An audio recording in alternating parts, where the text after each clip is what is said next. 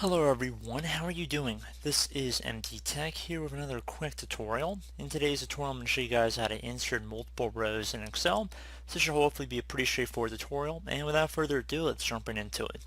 So let's say that you want to add some rows in here. So just wanted to add one row, but just right click on the row number and then left click on insert. Nothing we haven't seen before.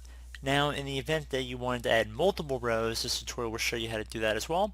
So just would drag down once you selected, let's say row 6 in my case. I'm just going to left click on the 6 here. I'm going to just drag it down. And you can see on the left side how many rows I currently have selected. And this is how many rows will be created when we do insert the next time. So let's say I want to do 10 new rows. I'm going to release pressure once I've selected over the 10 here because it says 10 in the count. I'm going to right click on one of the numbers on the left and then left click on insert. And there you go guys, now we have 10 new rows inserted. So pretty straightforward. Do hope I was able to help you out, and I do look forward to catching you all in the next tutorial.